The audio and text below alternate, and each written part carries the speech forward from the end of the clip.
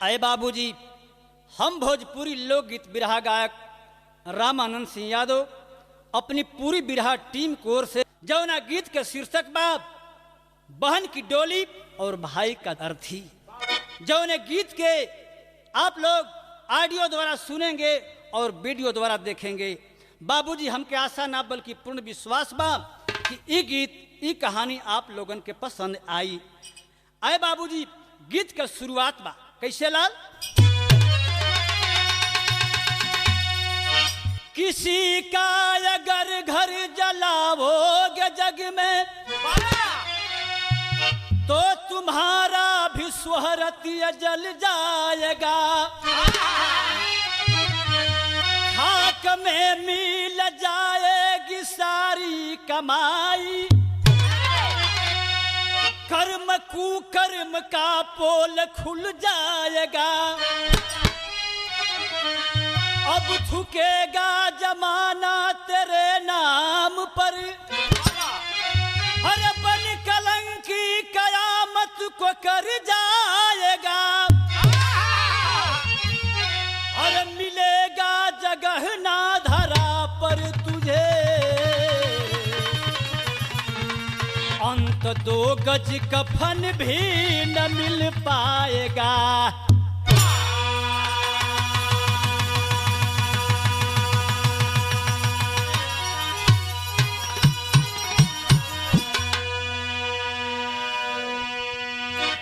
आए दुनिया वालों, क्यों दूसरे को परेशान कर रहे हो? खुद परेशान हो जाओगे, संभल जाओ। कव्वाली का टुकड़ा है मास्टर साहब। बाबा जी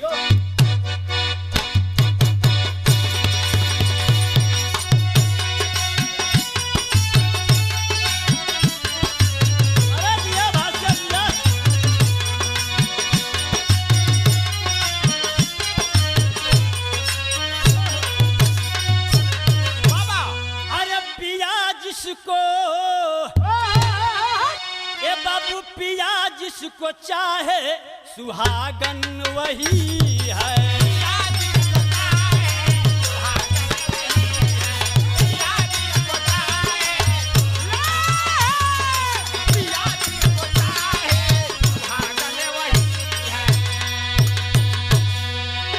पिया जिसको चाहे सुहागन वही है।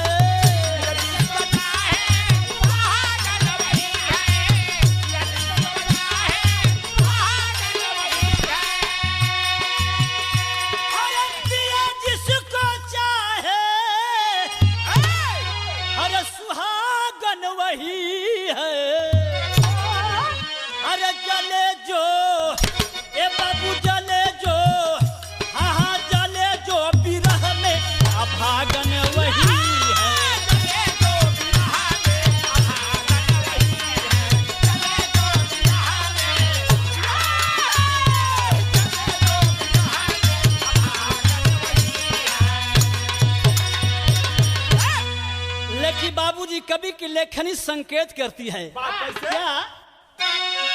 अरे खुदा जिसको चाहा, ए बाबू खुदा जिसको चाहा बनाया उसी को।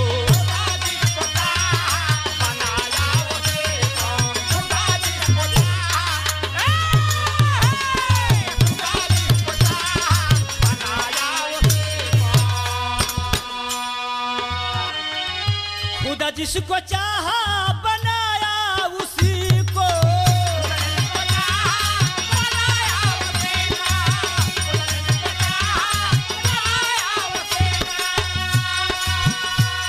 अरे खुदा जिसको चाहा हर बनाया उसी को। अरे डूबे जो, हाँ डूबे जो, या बाबू डूबे जो कि गम में बाड़ा उसी को। अरे डूबे जो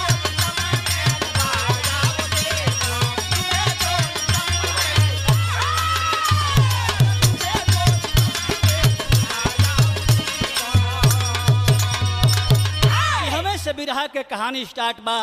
केकर कहानी बा, कैसन कहानी बा, नजम के लाइन देहल गिल मास्टर साहब।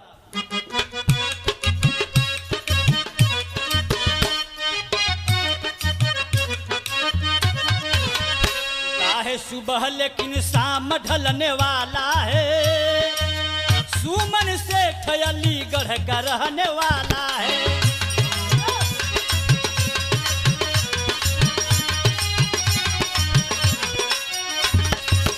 नारी सुशीला सुंदर रहली एक जननमा हो, गोदी में बेटा बेटी खेले दो ललनमा हो।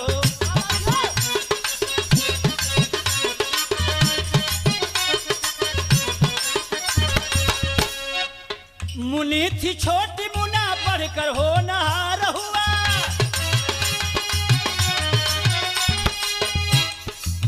गरीबी बोझ बन के सर ऊपर सवार हुआ।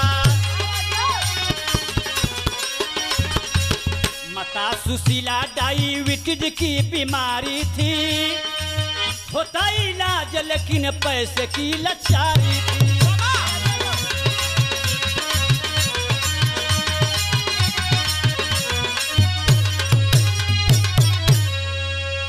उत्तर प्रदेश अलीगढ़ से बिरहा के कहानी मिलल। सुमन सेठ बहुत ही गरीब इंसान थे, जेकरा औरत के नाम सुशीला बा। मालिक एक बेटवा और एक बिटिया दिल रहलन। बड़ लड़का बा जौना के नाम मुन्ना बा, छोट बिटिया जौना बिटिया के नाम मुन्नी बतलावल गई। लेकिन दुख एक बात के बा कि बाबूजी गरीबी थी। गरीबी में सुमन सेठ गुजर बसर करत हुवन। सुशीला बाबूजी डायबिटीज की पेशेंट थी, हार्ट की पेशेंट थी। यह होला ए भैया, कोनो दुख तकलीफ अगर कोई अमीर व्यक्ति के होई, ओकर इलाज बड़ा से बड़ा हॉस्पिटल में होला। लेकिन बाहर गरीबी, गरीबी तो गरीबी होला ए बाबूजी।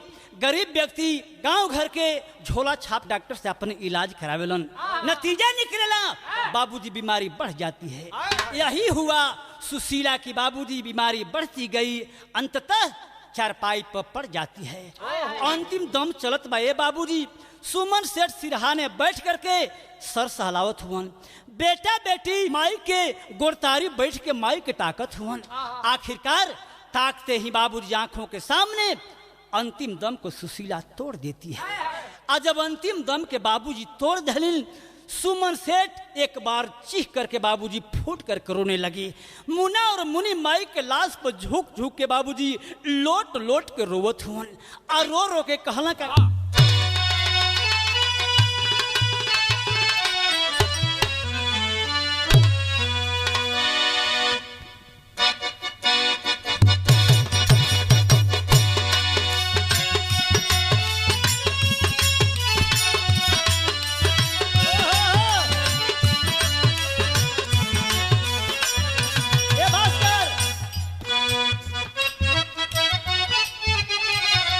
मनी के छोड़ के माई, हमनी के छोड़ के माई गईलू कवनी ओरिया।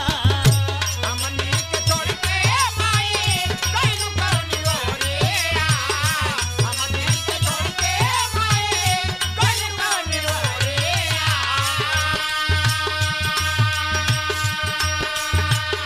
हमनी के छोड़ के कवनी ओरिया।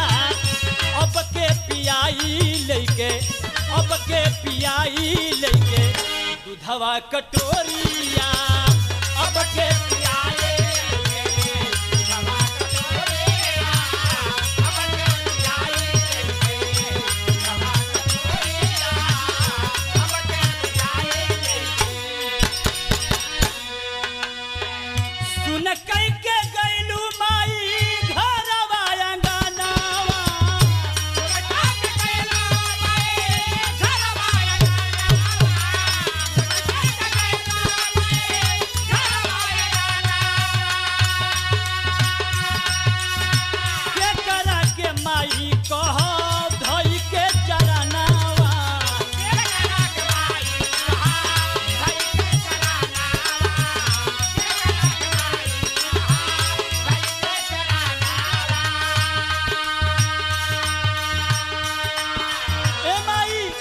बजर गिराई दिहलू, बजर गिराई दिहलू कैसे नजरिया। बजरा गिराए दिहलू कैसे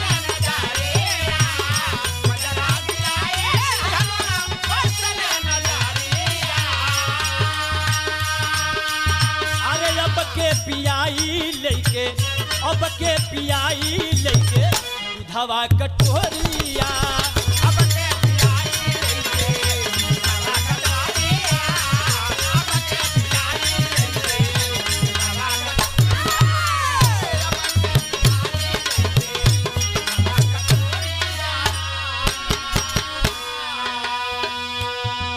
बेटा बेटी रोवत हुन बिलखत हुन ए बाबूजी सुमन सेठ अलगे बैठ के रोवत हुन रोवा रोहट में पूरे गांव घर के लोग इकट्ठा हो गए। सब लोग समझावे लगला कि सुमन सुमन तनी सा धीरज रख। ई दुनिया के दस्तूर होला कि जे मृतलोक में आवेला ओकरा एक न एक दिन जाए को होला। सुमन कम से कम हई बेटवा और बिटिया के मुंह देखा एहनी खती अपना के संभार लो। बाहर सुमन सेठ अपने को संभार लिया। बाबूजी सुशीला का अंतिम दाह संस्कार हुआ। धीरे धीरे सुमन सेठ बेटवा मुन्ना और मुन्नी के खुदे बना के खिलावत हुन। पढ़ाई लिखाई बाबूजी आज चालू कर दला। आए बाबूजी आज 5 साल दिन बीत गई। भैया मुन्ना जनबा आज बाबूजी बीए पार्ट 1 का परीक्षा चलत बा। परीक्षा देवे जाए के बा भोजन में कुछ विलम्ब होत बा। बाबूजी भोजन बनावत हुन। लड़का कहलस कि बाबूजी विलम्ब होता तनी जल्दबाजी करा। ऐसा बात जवने से मुन्नी बहनिया सुनलस हो वो समय भैया मुन्ना से एक ठे बात कहलस। का बात कहलस बाबूजी है एक लाइन तर्ज बा तनी सब बढ़ जा बास कर।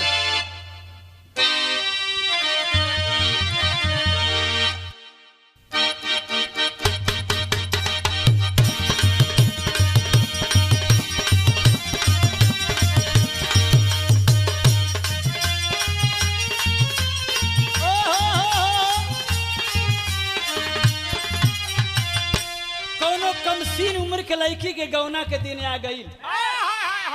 आ जब गौना के दिन आ गई ओकरा पता चलल कि हमर गौना के दिन आ गई बा। धनराज बाबू माई से जाके चिरौरी करती है कि माई अब है गौना के दिन मत धरी। का कहे मास्टर अरे गौना के दिन जाने अरे धरी है रे माई या बहिना लइका पानी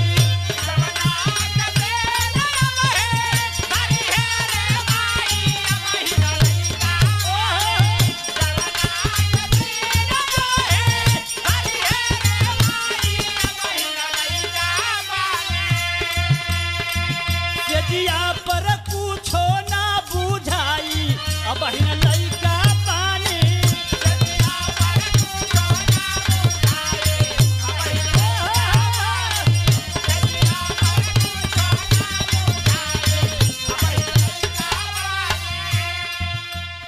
बहनिया भैया मुन्ना से कहलस का कहलस अरे बहिनी कहेली भैया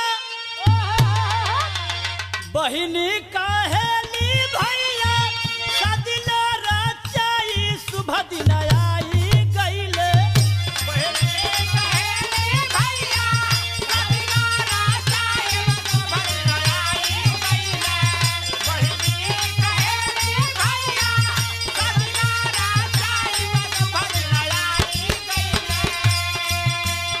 अरे घरवा में लावा भाऊ जाई शुभ दिन आई गईले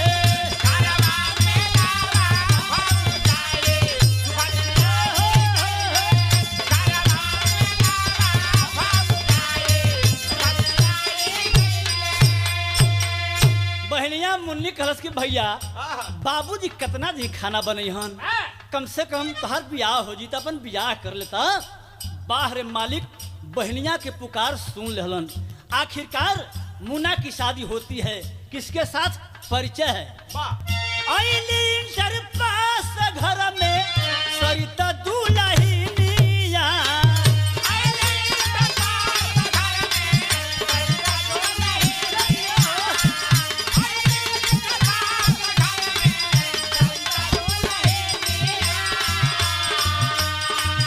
जवानी के मस्ती में कटे जिंदगानिया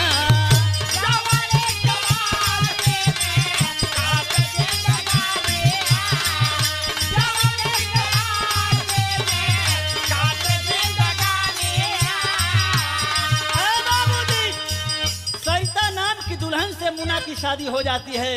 कुछ दिन समय बीतल बा, एगो और खुशी भइल। का खुशी भइल? खिलले सुमनवा गोद में, खिलले सुमनवा गोद में, गइले हारसाई शुभ दिन आई गइले। खिलले सुमनवा गोद में, गइले हारसाई शुभ दिन आई गइले। खिलले सुमनवा गोद में, गइले हारसाई शुभ दिन आई गइले। अरे घरवा में लावा भौजाई भदन आई गइले। घरवा में लावा भौजाई शुभ दिन आई गइले। घरवा में लावा भौजाई शुभ दिन आई गइले। सरिता नाम की लड़की से मुन्ना की शादी हो जाती है, वाह। जो कि इंटर पास थी। धीरे धीरे समय बीतल बा, सरिता भी एक बेटवा और एक बिटिया का जन्म दिली। बेटा का नाम सोनू, लड़की के नाम शिल्पा बा। ये बाबूजी आखिरकार देखें, आज संझिए के बेरा बा, पूरा परिवार के सरिता खिला पिला के सुताई दिली। वाह। सैया मुन्ना के बाबूजी खिला पिला के कटोरी में तेल लेके सैया मुन्ना के पैर दबावत है। उसी पीरियड में सरिता बड़ा ऊंच बात कहली। कौन बात कहली मास्टर साहब? यहाँ के तरज बा, देखा भास्कर, यहू तरज में फिर कौनो लड़की, जौना लड़की के गौना भइल बा, सुहाग रात के दिन ओकर हस्बैंड जी कुछ विलम्ब करत बना। दुल्हन कहलस कि महाराज ये बिजली के कौनो भरोसा ना होला, तनी से आई है नहीं। कैसे कहे?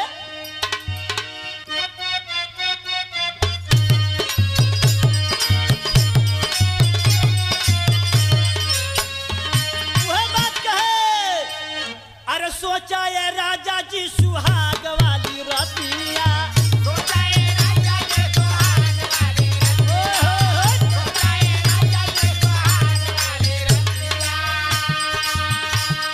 अरे कट जाई बिजली बिगड़ जाई बतिया, कट जाई बिजली बिगड़ जाई बतिया, कट जाई बिजली बिगड़ जाई बतिया। का करब तू अन्हरिया में ये राजा, का करब तू अन्हरिया में लालटेन, लालटेन जरा के धरब रानी तोहके पंजरिया, लालटेन जरा के धरब रानी तोहके पंजरिया, लालटेन जरा के धरब रानी तोहके पंजरिया, लालटेन जरा के धरब रानी तोहके पंजरिया। सरिता बड़ा ऊंच बात कहली। कहलिन का? अरे कहेली सरिता सुनाए मोरे राजा, कहेली सरिता सुनाए मोरे राजा, कहेली सरिता सुनाए मोरे राजा। अरे ढेरा दिन घरवा में लिहल तुम मजा, ढेरा दिन घरवा में लिहल तुम मजा, ढेरा दिन घरवा में लिहल तुम मजा। करे जियल मोहाल महंगैया ना हो, करे जियल मोहाल महंगैया ना। परदेश, परदेश में जाके कर राजा अब कुछ कमैया, परदेश में जाके कर राजा अब कुछ कमैया, परदेश में जाके कर राजा अब कुछ कमैया, परदेश में जाके कर राजा अब कुछ कमैया। समझावत है कि स्वामी जी घर में रहला से गुजर होखे वाला निखे। ढेर दिन रुआ आनंद लहनी, मौज पानी लहनी, जमाना बड़ा आगे पहुंच गया बा। स्वामी आपके कांधे पर जिम्मेवारी है, बहुत कुछ करना है पतिदेव। जरा सोचिए, बेटा बेटी लोच बाड़ा नाना दो कुहारे, चढ़ल महंगाई बाट सब का कपारे, चढ़ल महंगाई बाट सब का कपारे, चढ़ल महंगाई बाट सब का कपारे। लेता कठिन परीक्षा है समैया ना हो, लेता कठिन परीक्षा है समैया ना। परदेश, परदेश में जाके करो राजा अब कुछ कमैया, परदेश में जाके करो राजा अब कुछ कमैया, परदेश में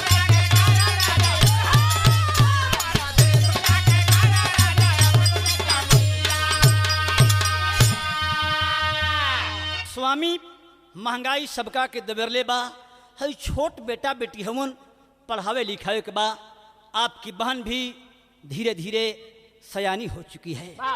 पतिदेव कहीं कमाइए। बाहर मुन्ना सेठ जवन दुल्हन अकवारी में भर के ऐशो आराम के साथ जिंदगी बितावे वाली आज ऐसा बात कह दली। रात भर मुन्ना के नींद ना आइले बाबू। किसी तरह बाबूजी एक करवटिया वो करवटिया करके रात्रि को बिताया है। सबेरवा बाबूजी शौच करने के लिए जाता है बाहर में। बगल पड़ोस के रहे वाला आज बंटी जो कि लंगोटिया दोस्त था बचपन का, उस बंटी से मुलाकात हुआ। बंटी से कलश की देख बंटी, देख रे बंटी, एक के साथ हमन का खेलनी जा कूदनी जा, एक साथ पढ़ली लिखली जा, एक साथ शादी ब्याह भइल मालिक के मर्जी से। एगो काम करे की चल चल कहीं कमाए चल जा। आए बाबूजी कमाने का बाद जिस समय बंटी सुनता है बड़ा जोर से हंस लेबा कि वाह रे मुन्ना, ये हम तोरा मुझ से का सुनत बानी। मुन्ना बोला कि दोस्त ये मेरी पक्की इरादा है। बंटी बोला कि जब पक्की इरादा है तो आओ हाथ मिलाओ, आज ही हम लोग चलते हैं। बाबूजी दोनों दोस्त हाथ मिला करके और चलने की तैयारी करते हैं। कैसे चलना भास्कर बाबू, यहाँ एक लाइन तर्ज बदल गई।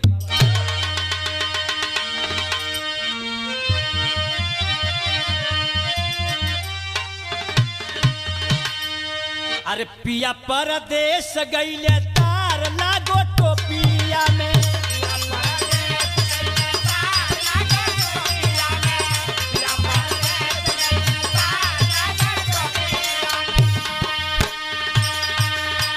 लेकिन भाव है बंटी यार संगवा चल ले कमाए बदे।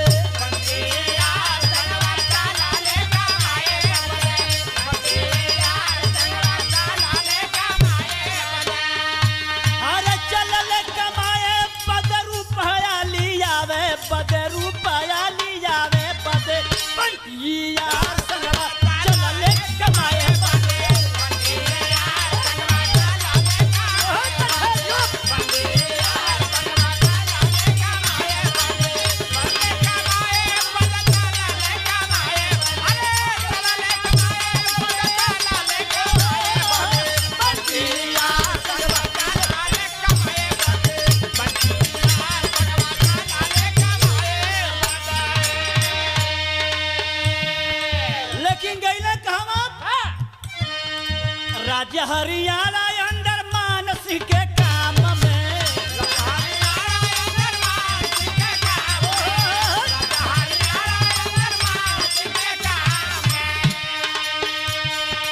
और रुपया कमाए लगल सुबह और शाम में, रुपया कमाए लगल सुबह और शाम में, रुपया कमाए लगल सुबह और शाम में। और सरिता दुल्हिया के गहना गढ़ावे बदे चुनरी लियावे बदे बंटिया संगवा चलल कमाए बदे।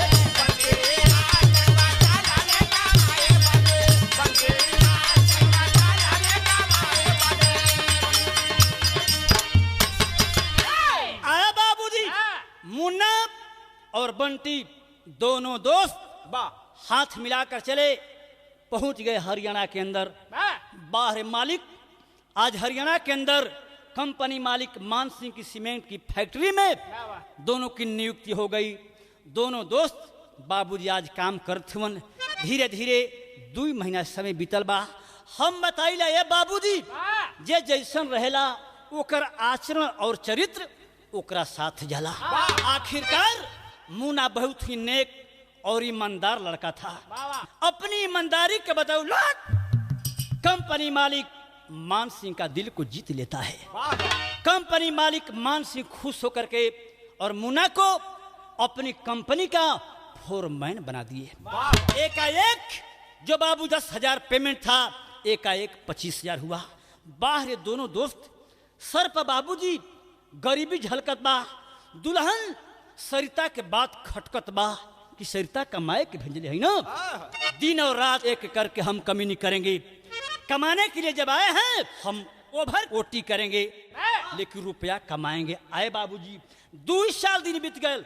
घरे ना आओ छुमंजा।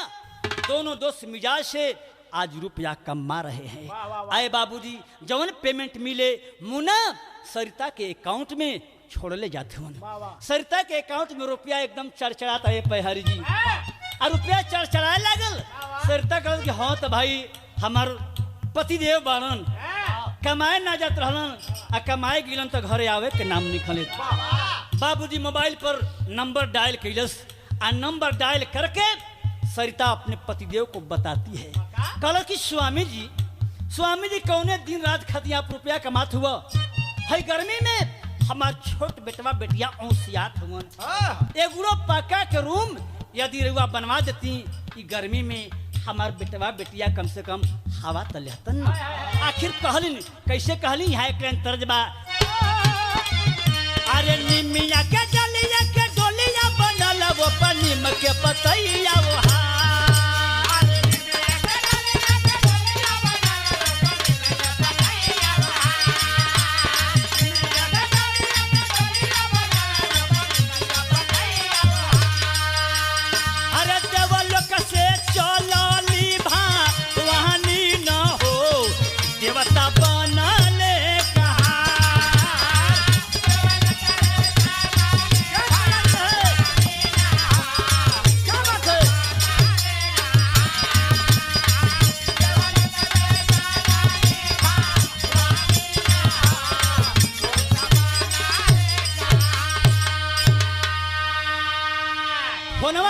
समझावत ही। हेलो समझावत ही का समझावत ही? अरे गरीबी में चार चंद लाई 10 जनवा, अरे मान जा तू कहे ना हमार। अरे गरीबी में चार चंद लाई 10 जनवा, मान जा तू कहे ना हमार।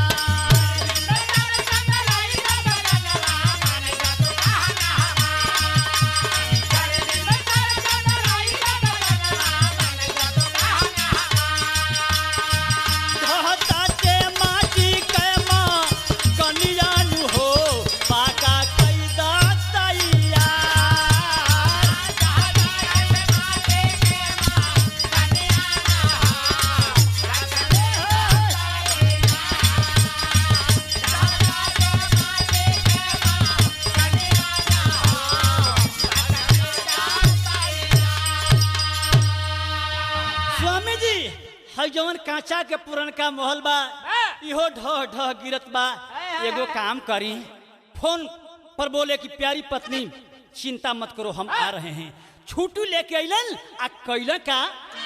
अरे सरिता के फोन सुन के मुन से चलले, छुट्टी लेके आई गइले घर हो। सरिता के फोन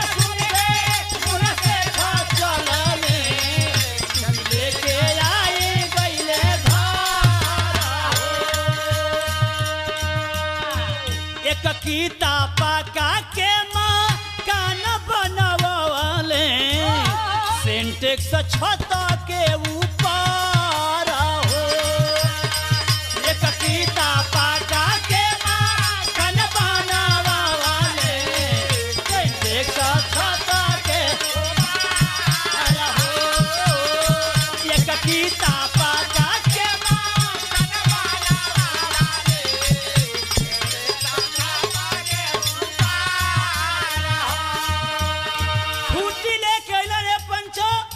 काम लगौलो हम कहला कि रुपया बात तो सब काम हो जाई। 2 महीना के अंदर फर्स्ट क्लास के एक ठे पक्का के महल बनवा दिलन। लाइट बिजली सारा अलमारी केवाड़ी लगा के फाटक लगा करके बाबूजी वायरिंग करा करके बिल्कुल टंच कर दिया। आय हाय ऊपर छत के ऊपर सिंटेक्स पानी की व्यवस्था के लिए लगा दिए। सारा व्यवस्था भइला के बाद अकेला बाबू अब बहन कुछ रुपया बचल बा। प्यारी पत्नी सरिता से कहना कि का हो सरिता, अब बहन कुछ रुपया बचल बा, ई रुपया कौना जगह पर खर्चा कइल बा? कूलर और पंखा लगा दा। सरिता प्यारी जनबारी ननद मुनि को इशारा के लिखी स्वामी जी हई रुआ अपना बहन के हई रुआ अपना बहन के नहीं देखत का? सोच गया आजे बाबूजी दोस्त के साथ तैयारी की बहनिया के शादी खातिर गइल कहवा। अरे बहनी के शादिया के करे अगुवाई घूमी घूमी गौवा जावा। अरे बहनी के शादिया के करे अगुवाई घूमी घूमी गौवा जावा। बहनी के शादिया के करे अगुवाई घूमी घूमी गौवा जावा। कहता के माटी के माँ कनिया न हो पाका कैसा तैयार। कहता के माटी के माँ कनिया न हो पाका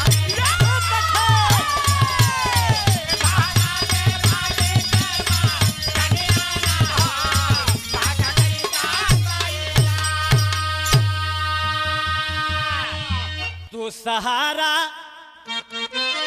बन गई नारी सरिता। अरे सहारा बन गई नारी ओ सहारा बन गई नारी सरिता। तो घर में मची दीवानी खिलल गुलहा चारा।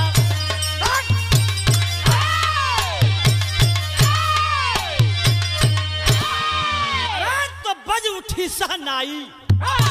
अरे तो बज उठी सहनाई घर में शादी का सौगात। अरे मोबाइल पर बारी बारी सबके संग मुलाकात हुआ। साथियों बगल गांव करौंधा में विनोद सेठ का बेटवा धीरेन्द्र सेठ से बाबूजी बहनिया मुन्नी के शादी पक्की हो गई। इसी बाबूजी 19 नवंबर 2013 के दिन शादी होना निश्चित हो गया था। आए बाबूजी पुनः मुन्ना सेठ जो है बुढ़ऊ बाबूजी से कहना कि बाबूजी अब हिन देखई दशहरा बा, अब हिन 2-2.5 महीना समय बा, हमरा के जाए द। हम जाए तो कुछ रुपया पैसा कमा लेब एक बाद हम शादी में चले आई। बाबूजी चले जाते हैं पुनः हरियाणा में। हरियाणा में जब गई ना 1 महीना दिन और बीत गई। 1 महीना दिन जब बाबूजी बीतल बा आखिरकार मुन्ना फोन घरे कैल। अब फोन करके बताओ थो कि बाबूजी 5 दिन शादी से पहले 5 दिन शादी से पहले मैं घर पर आ जाऊंगा। अरे तो तकिया सोफा रजाई सब कुछ यहीं से लाऊंगा। बाबूजी रउआ कोनो प्रकार के चिंता कैला के जरूरत नहीं है। आप टेंट समियाना घर का जो भी व्यवस्था है उसको आप कर दीजिए। रही बात बहन की दहेज की, दहेज का पूरा सामग्री लेके हम आए। बाबूजी मुन्ना सेठ जितना दोस्त मित्र हवन सबका से फोने पर सूचना करतन कि भैया हमरा बहनिया के शादी 19 नवंबर के बा। 19 नवंबर के आप लोगों ने यह सब दोस्त मित्र बताओ थे हाँ रे मुन्ना हमनी के तो जरूर आवल जाई, लेकिन तू कब अबे भैया का करबा, मजबूरी बा, कमाइल बड़ा जरूरी बा, बहुत पैसा के जरूरत बा शादी में। हम आई हमारे बहिना ये तोहनों जना के बहन के शादी बा। सबका के बाबूजी समझावत हूँ। आखिरकार धीरे धीरे शादी करीब आ गई। जब बहनिया मुन्नी के पता चलल कि हमार भैया पूरा शादी के सामान दहेज वाली सारी आइटम लेकर के हरियाणा से आएंगे, तो बाहरे प्यारी बहन मुन्नी धीरे से लजाते लजात बाबूजी लजाते लजात मुन्नी बहनिया भैया मुन्ना के मोबाइल पर फोन लगवलस। फोन लगा करके शर्माते शर्मात एगो बात कहलस। का बात कहलस मास्टर? तर्ज बदल गई।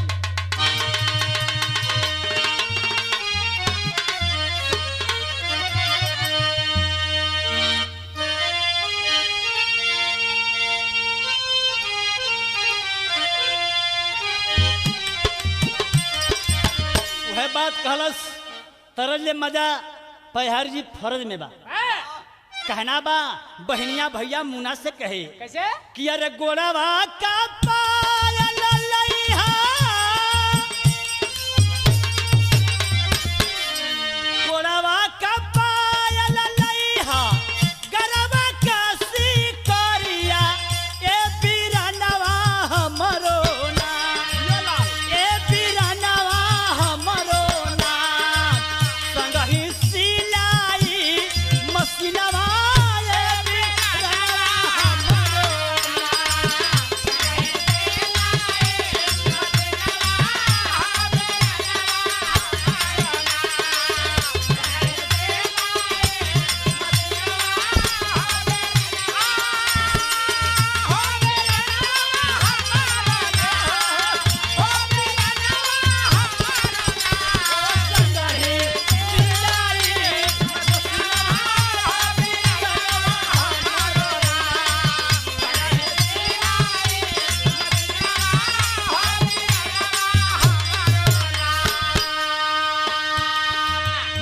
भैया से कहते हैं कि भैया हेलो, हाँ बोलो बोलो बहन, हम सब कुछ सुन रहे हैं। कलश के भैया जब सब कुछ सुनत रहा तो है एगो और बात सुनला। अरे बबुआ कसे अरे भौजी का चुनारिया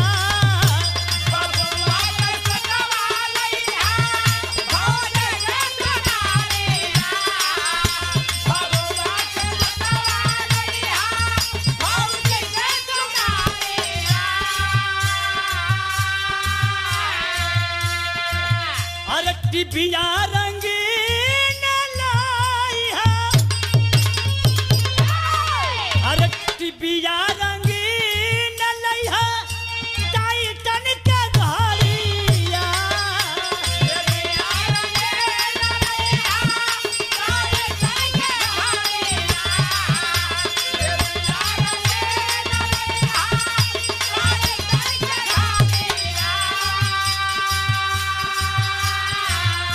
नेटवाला पहिरन लइहा, नेटवाला पहिरन लइहा, रसमी चादरिया ए बिरनवा हमरो ना, ए बिरनवा हमरो ना, त भरल कैची पार चिनवा ए बिरनवा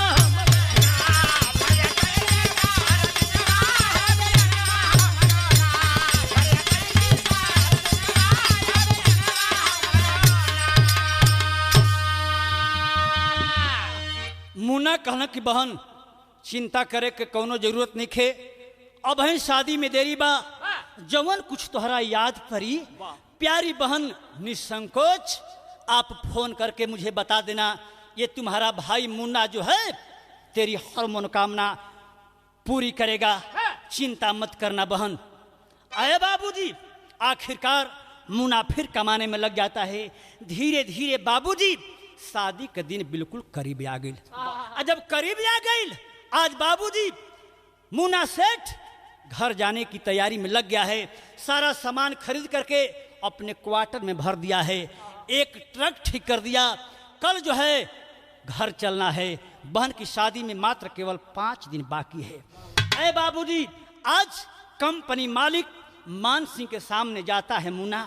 मान सिंह कंपनी मालिक के पास में जा करके मुन्ना लजाते लजाते कहता कि सर बहन का शादी बा, बोलो कहना क्या चाहते हो, क्या बात है। सर कुछ रुपया एडवांस के रूप में मिल जाए, बड़ा मेहरबानी होई, ऐसे कि जौन कुछ पैसा कमैले रही हाँ वो सरकार सामान खरीदे में लाग गई। हंस करके मान सिंह बोला कि अरे मुन्ना तुम अभी मुझे पहचानते नहीं हो, मैं तुम्हारा मालिक नहीं बल्कि एक मित्र हूँ।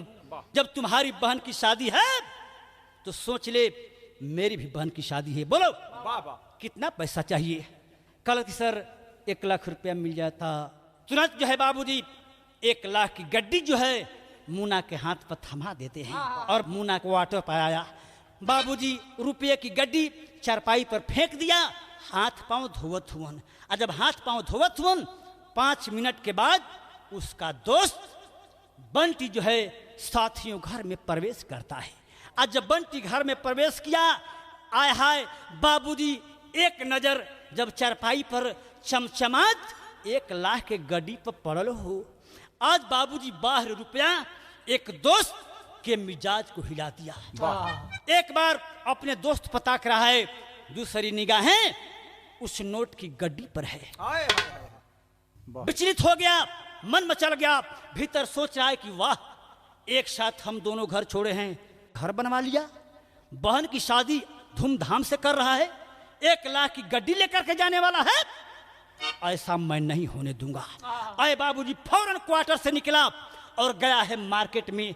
अब मार्केट में जा करके का कैलस, यहाँ एक लाइन तरज बा।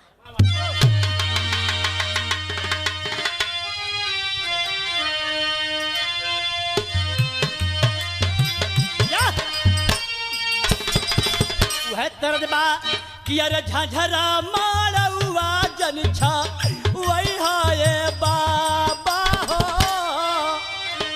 झझरा मारवा जन छा वही हाय बाबा हो, लागे सुरु जावा के जोता हो।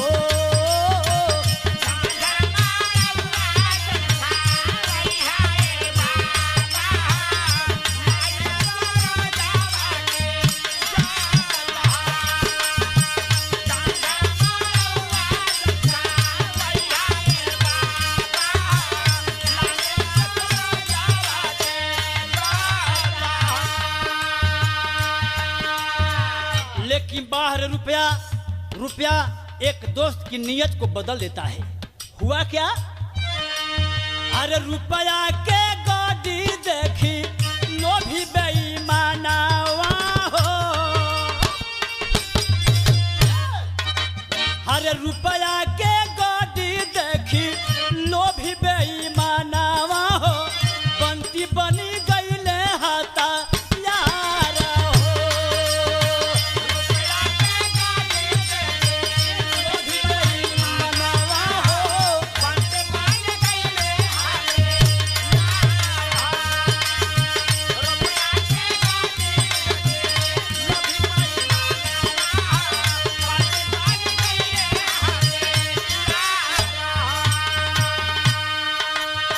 नसवा के गोली घोरी चैया में पियाई दिहले।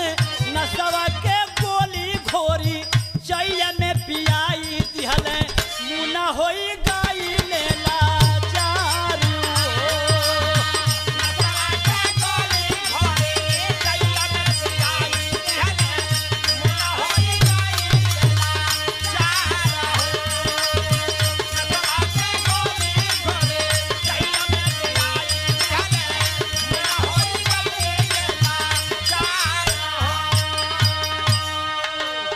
ए बाबूजी, गद्दार बंटी जो है मार्केट से नशे की गोली लाया।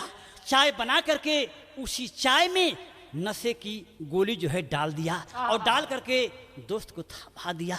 जोने से में बाबूजी वो चाय के चुस्की लेके जब पिए लगलन, पूरा चाय पी गलन। ए बाबूजी 10 मिनट जब समय बीतल बा, नशा जब भीगे लगल शरीर में, जब बाबूजी नशा असर कैलस हो, हाथ पांव सुस्त होके लागल, लड़खड़ाने लगा। आए बाबूजी, बाहर गद्दार बंटी सोच गया कि अब इसके अंदर नशा भीग चुका है, अब अपना काम कर लेना चाहिए। आखिर गद्दार किया क्या? अरे रुपया का बैग ढूंढा, अरे लागल बेईमानवा। दौलत पर बेच दिया धरा मई मनावा।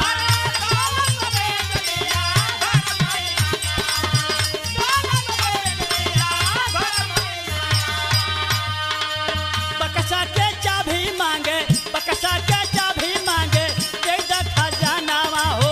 हथवा में निहाले का तार हो।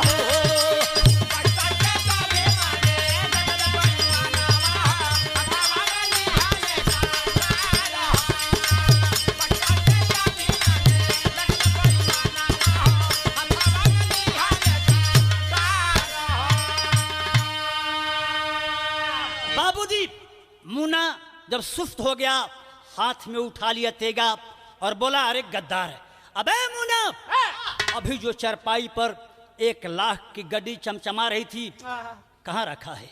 आय हाय, मुन्ना बाबूजी नशा भींगल बा, लेकिन दोस्त के बाबूजी भाव को समझ गया कि रुपये के चलते इसकी नीयत बदल चुकी है, खराब हो चुकी है। आए बाबूजी, ऐसा जब हाल देखलस हो, मुन्ना आंखों में आंसू लेकर के गिड़गिड़ा रहा है।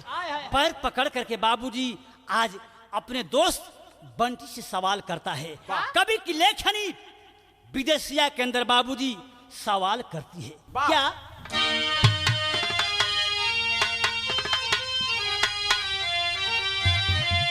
अरे धई के पैरियारो, अरे मुना बनी पियोगिया हो। कहे कि मती मारा जानवा, हमारा मोरे मिताऊ। अनधन रुपया से है मिली ना चयनावाता।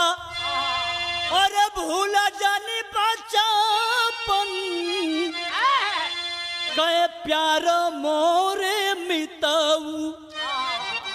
दोस्त जरा याद करो उस दिन करे बाबू, एक साथ हम लोग धूरी में खेल रहे थे, हमारे साथ बाबू ऐसा दुर्व्यवहार कर देबा, हमरा सीना में जब कटारी भोंक देबा, प्राण ले लेबा।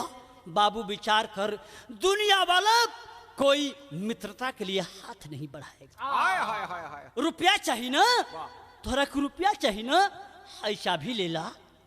1 लाख रुपया के आज गड्डिया निकाली ली हो, बाकी भोका जन सीना में काटार मोरे मिताऊ।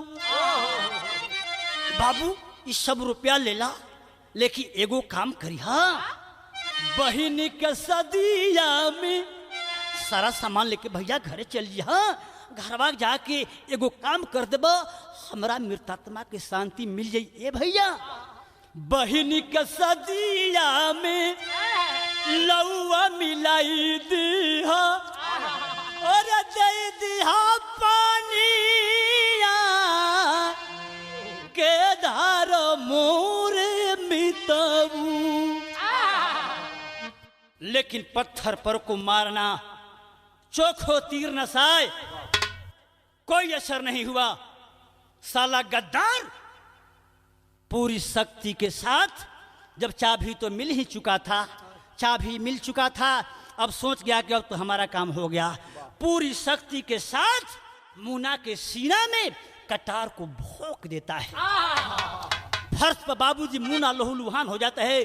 2-4 बार कटार बाबूजी अंदर से बाहर, बाहर से अंदर करके बाबूजी आखिरकार साला एक दोस्त अपने दोस्त को उसी क्वार्टर में हत्या कर देता है। ऐसी बाबूजी स्थिति देख करके कवि की कलम कांप जाती है। पहपट में कहना बा मास्टर साहब,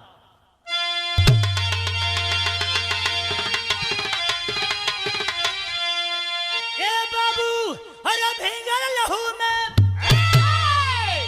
शोहरत का सजरिया आधी रतिया में। ए बाबू भींगल लहू में अरे शोहरत की सजरिया आधी रतिया में। अरे सोचे जिगर में पापी पूरा चरिया आधी रतिया में।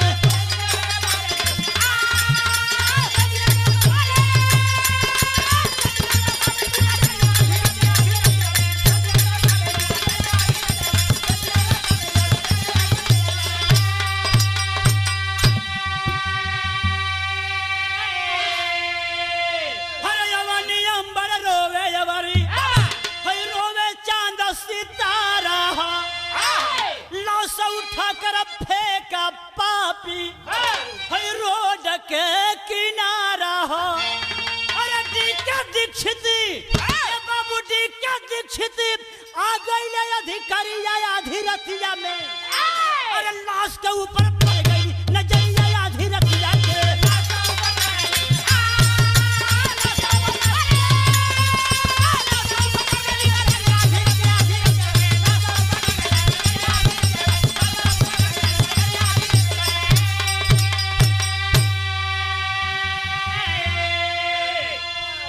बाबूजी उस क्षेत्र के थाना प्रभारी डी के दीक्षित जी गश्ती में बाबूजी निकल रहलन। जब वहीं बाबूजी चरमोहान पर गाड़ी मुड़ल, लाइट जब पड़ल हो लाश पर, ड्राइवर को बोले ड्राइवर गाड़ी रोक दो। गाड़ी रोकला के बाद डी के दीक्षित बाबूजी जब लाश को स्पर्श किए, अभी शरीर गर्म था साथियों, सोच गए तत्कालीन मैटर है। बाबूजी पूरी पॉकेट और जेब का इंक्वायरी करथवन, कुछ भी नहीं था। बाहर बंटी सबूत के लिए कुछ छोड़ा नहीं था, लेकिन बाहर मालिक, बाहर परमेश्वर आपको गजबे होला। तोहरा आंख के सामने कुछ ओझल ना होला। उसके पॉकेट में जिस कंपनी में काम करता था मुन्ना और बंटी, मात्र एक कार्ड बचा हुआ था। उसी बाबूजी कार्ड का जो नंबर था, उस नंबर पर बाबूजी दरोगा जी रिंग किए। कंपनी मालिक मान सिंह के मोबाइल पर रिंग होने लगा। हेलो, कौन बोल रहे हो? दरोगा जी बोले कि मैं दरोगा डी के दीक्षित बोल रहा हूँ। क्या आपके कंपनी में कोई मुन्ना नाम का व्यक्ति काम करता था? यस, आज भी काम कर रहा है। बात क्या है? मुन्ना की लाश पड़ी हुई है। आए बाबूजी, इतनी बतिया जवने समय मान सिंह सुनलन हो, फौरन अपनी गाड़ी लेकर के बाबूजी घटना स्थल पर आए। पूछताछ जारी बा। पूछत डी के दीक्षित की बताइए, इसके साथ कोई और रहता था? बतला हाँ सरकार, एक एगो भाई बंटिया रहत रहे। सुराग एजे से मिले शुरू हो गई बाबूजी। आखिरकार आज डी के दीक्षित उस लाश को पुलिस के हवाले करके फौरन बाबूजी इस घटना के पीछे पड़ जाते हैं। बाहर दुनिया के लोग ऐसी हरकत देख करके कवि की लेखनी सवाल करती है, आज के लोग कैसन बना? आल्हे के अंदर कहना है,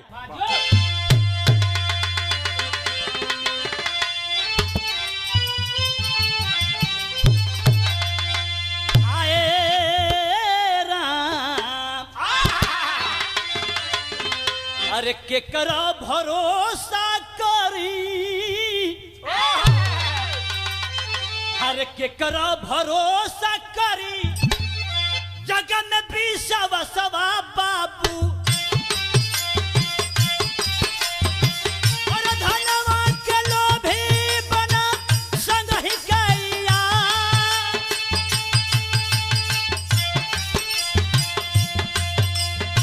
अरे धन पर भारी जब आइले डेरावा पर बाबू,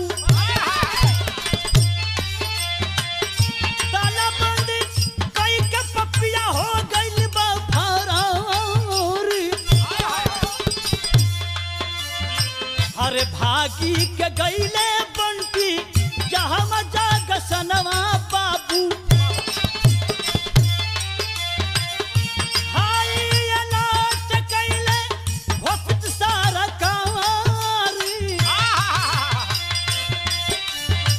अरे पकड़ी के बंद होई गइले जहां लखनवा बाबू। सारा दोष कबूल कैलस पपिया रे गदार। अरे साथियों, डी के दीक्षित मान सिंह के सहयोग से इंक्वायरी किए, घटना स्थल पर आते हैं। रूम में ताला लटका हुआ है, ताला को तोड़ दिया गया।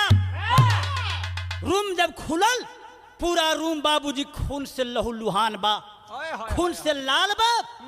समझे में देरी ना किलन, फौरन एसपी साहब के पास फोन किया गया और एसपी साहब के माध्यम से पूरी हरियाणा में हाई अलर्ट घोषित कर दिया गया।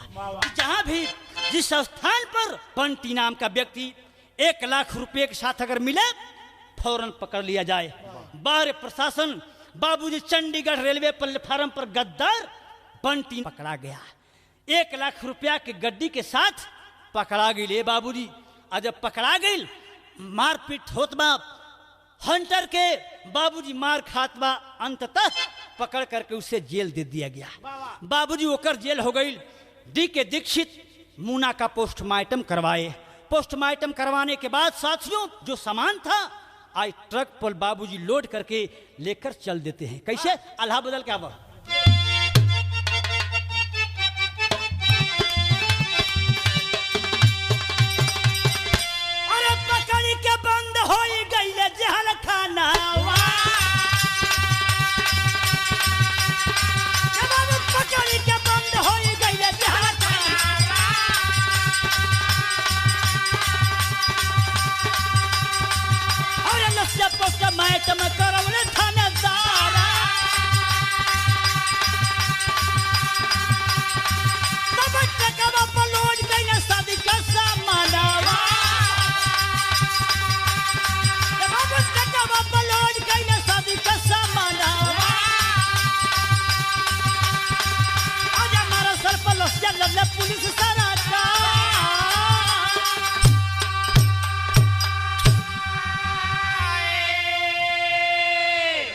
मार्शल पर मुना के लाश लादल गई।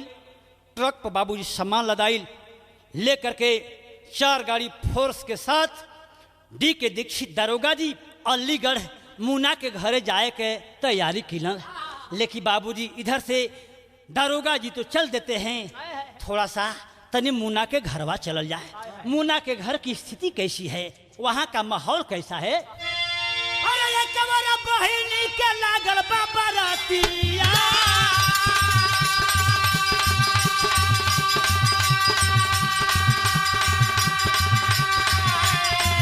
तब सोचे मुनि आइले नहीं बिरा ना हमारा। अरे गोया के पायल मंगनी घर कसी करी,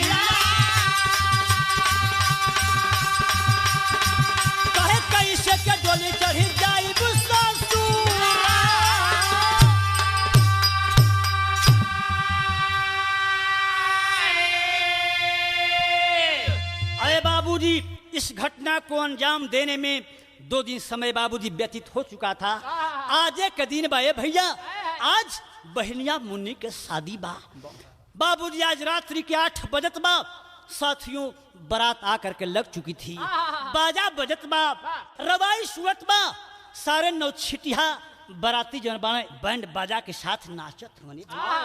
कुछ लोग पानी पियत हवन, खुशी का माहौल है। लेकिन बाहर बहनिया मुन्नी के धड़कन तेज बा कि भैया के मोबाइल पर फोन निखे होत, सारा दहेज के सामान हमारा भैया के पास में बा। का भैया का ये बहन के साथ धोखा देब का भैया? आखिर हम तोरा से पायल मंगली, सिकड़ी मंगली भैया, कैसे के ससुरा जाइब हो भैया? लेकिन बाहर मालिक यह सोचा था। तब तक भइल का, अरे तने मेराई ए बाबू तने मेराई गइल बिराना के लसिया आ गौवा के लोगवा रोवेला पुका फार बाबू।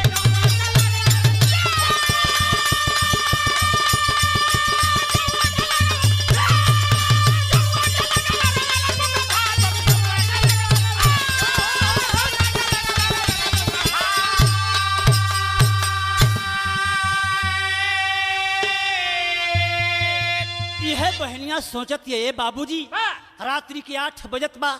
तब तक बाबूजी डी के दीक्षित साथ में कंपनी मालिक मान सिंह भी थे। आकर के बारात में बाबूजी गाड़ी लग जाती है। सारा गांव में हल्ला मच गया कि बारे मुन्ना फोरस के साथ आइल बा। सारा गांव खुश बा। लेकिन मान सिंह फौरन बाबूजी सुमन सेठ के बुलवलन कि सुमन सेठ को जरा बुलाइए।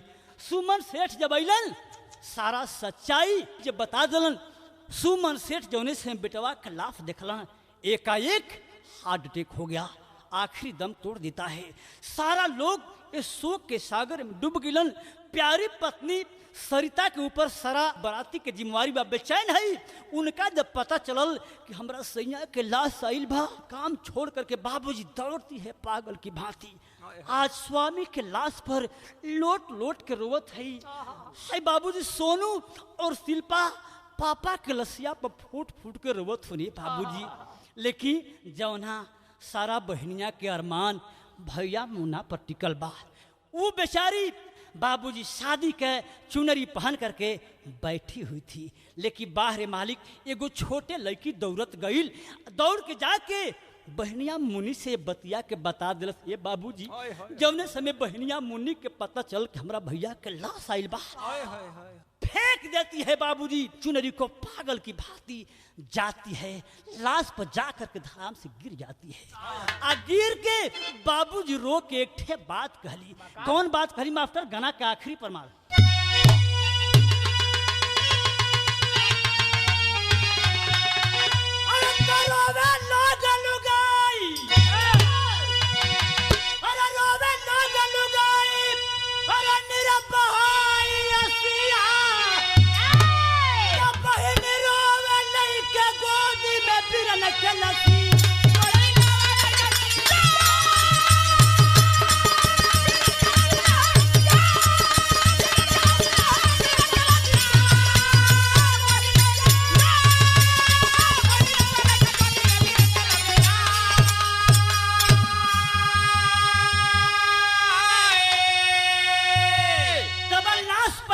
सोनू शिल्पारो में पिला खाई, अरे हमने का गईला पापा तुवारा बनाई,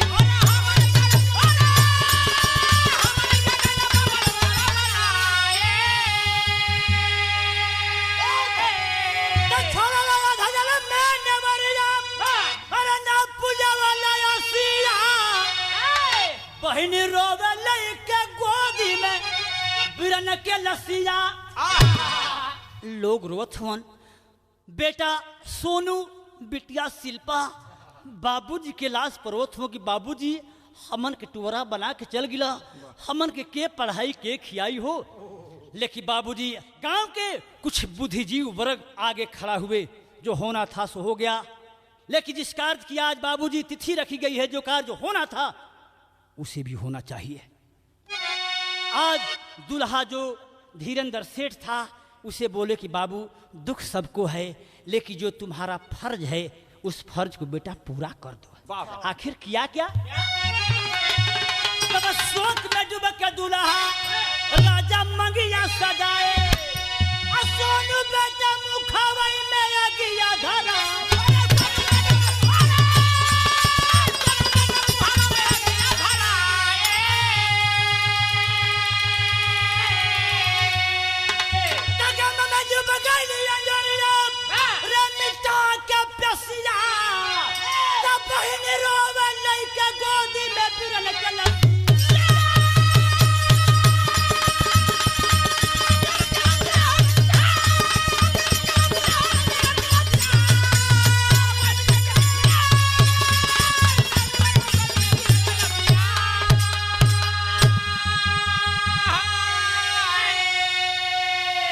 तो बाबूजी यही है आज का हमारा समाज और यही है आज के लोग।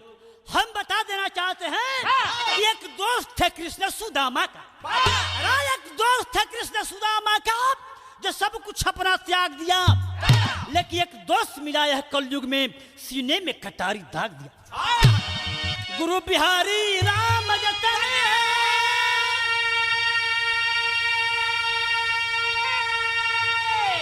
गुरु मुसई जी प्रवीण, अरे मारा कंडे कभी हीरा लाल जी, अरे दुख में है गमगीन हुआ।